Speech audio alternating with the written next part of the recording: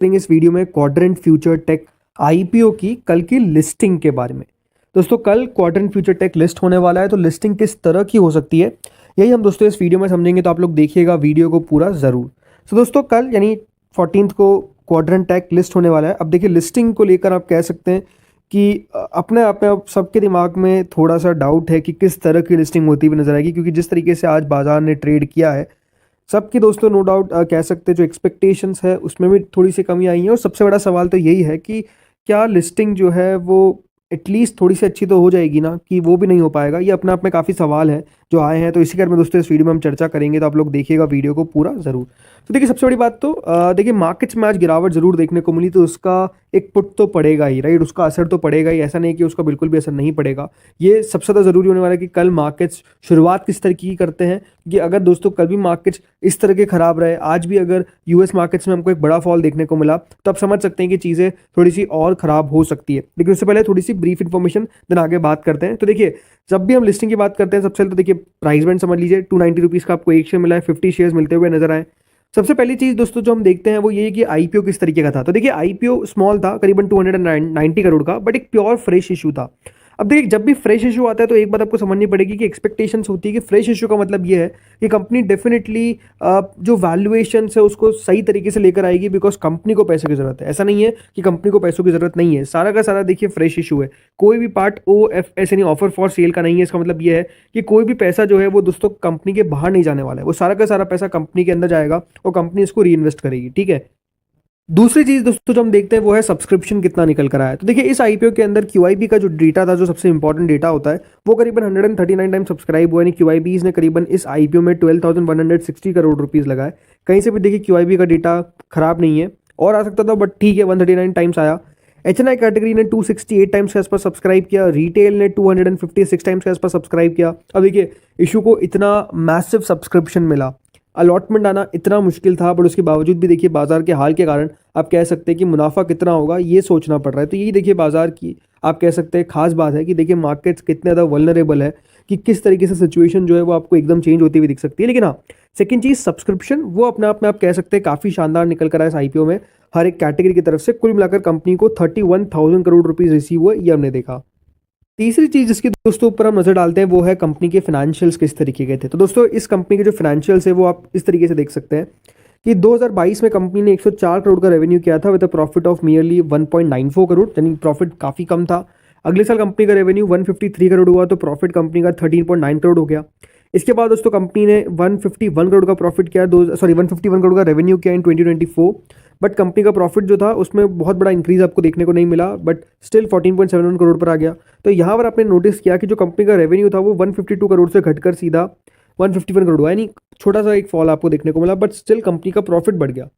But now जो company ने दोस्तों अपना रेवेन्यू रिपोर्ट किया इन 30 सितंबर 2024, यानी कंपनी ने जो 2 क्वार्टर्स के नंबर्स पेश किए हैं, इसमें कंपनी का रेवेन्यू आया 65 करोड़ का, but with a loss of 12.11 crore, यानी कंपनी दोस्तों अभी आपको घाटे में देखने को मिलेगी, मुनाफे में नहीं, कंपनी घाटे में देखने को मिलेगी। और 12 करोड़ का कंपनी का लॉस आपको देखने को मिला है। तो अगर आप कंपनी के फाइनेंशियल देखेंगे तो इट्स ओके, मतलब ऐसा नहीं कि कंपनी के फाइनेंशियल्स आपको बहुत शानदार दिख रहे हैं, ओके फाइनेंशियल्स है, क्योंकि कंपनी का प्रॉफिट आप कह सकते हैं इस जगह तो काफ़ी बड़ा, बट स्टिल कंपनी ने जब लॉस रिपोर्ट कर दिया तो ये दोस्तों पसंद नहीं आता है कभी भी मार्केट्स को। तीसरी बात रिटर्न रेशियोज। तो देखिए कंपनी अपना आईपीओ लेकर आई है at a market cap of 1160 crore. Company के रिटर्न रेशियोज कुछ इस तरीके से, जिसमें कंपनी का ROE 33.41% का है, ROCE 26.12% का है। एंड क्योंकि दोस्तों कंपनी लॉस में आ गई तो डेट टू इक्विटी 1.86 हो गया, जो अपने आप में अच्छा नहीं है। RONW यानी रिटर्न ऑन नेटवर्थ कंपनी का 33.41% का है, मार्जिन 9.68% के हैं, और price to book value company का 19.73 का है। यानी कंपनी के रिटर्न रेशियोज में मेजरली आपको रिटर्न रेशियोज अच्छे देखने को मिलेंगे, because ROE ROCE about almost ये 30 है और अबाउट 25 है, तो अपने आप में एक अच्छा नंबर है। अब आते हैं वैल्यूएशंस पे। तो देखिए क्योंकि कंपनी घाटे में आ गई तो पोस्ट आईपीओ आप कह सकते हो जो कंपनी का PE है वो 47.91 का है, विच इज़ इन नेगेटिव। इसका रीज़न क्या है? रीज़न दोस्तों कंपनी क्योंकि लॉस में आ गई। लेकिन अब कुछ इंपॉर्टेंट बातें बताता हूँ आपको कंपनी के बारे में। सो फ्रेंड देखिए बड़ी बात क्या है कि कंपनी करती क्या है। देखिए सबसे इंपॉर्टेंट तो कंपनी का जो काम है वो ये है कि एक लीडिंग मैन्युफैक्चरर है स्पेशलिटी केबल्स के अंदर, राइट। कंपनी जो केबल्स है वो किसके लिए बनाती है? वो रेलवेज के लिए बनाती है, और नेवल डिफेंस सेक्टर के लिए कंपनी जो है वो बेसिकली काम करती है। तो पहला पॉइंट तो ये क्लियर हो गया।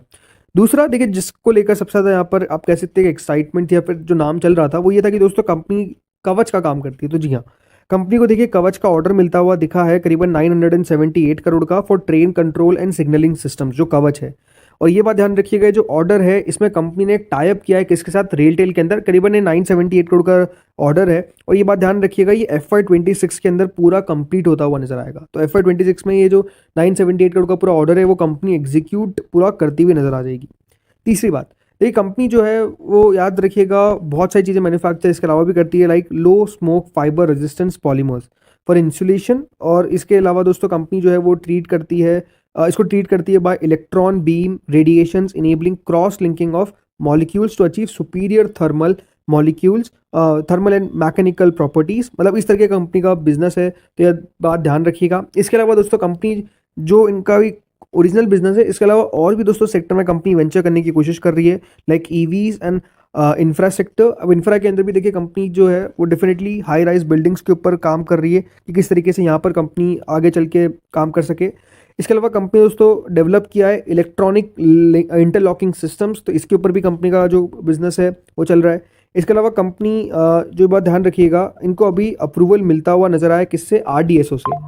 RDSO मतलब research design and standard organisation. ये बात ध्यान रखिएगा, ये जो ऑर्गेनाइजेशन है ये आती है under the ministry of railways, right. इसमें काम होता है रिसर्च एंड डेवलप का। तो इससे इनको अप्रूवल मिला है इनके प्रोटोटाइप को, राइट। तो वो भी कंपनी इसके ऊपर भी काम करने वाली है। ऐसा बताया कि RDSO से जो अप्रूवल मिला है इसे काम होगा इन Q4 ऑफ FY25। तो इस तरीके का दोस्तों कंपनी का ओवरऑल आपको समझ में आया होगा कि बिजनेस है, ठीक है।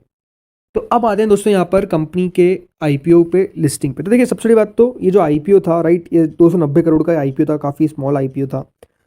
290 करोड़ में से ये बात ध्यान रखिए, कंपनी करीबन 150 करोड़ रुपीस तो अपने वर्किंग कैपिटल के ऊपर खर्चा करेगी, राइट।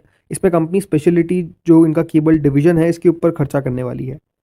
इसके अलावा जो बाकी का कंपनी पैसा है वो खर्च करेगी ऑलमोस्ट 23.6 करोड़ तो इनके डेट पे।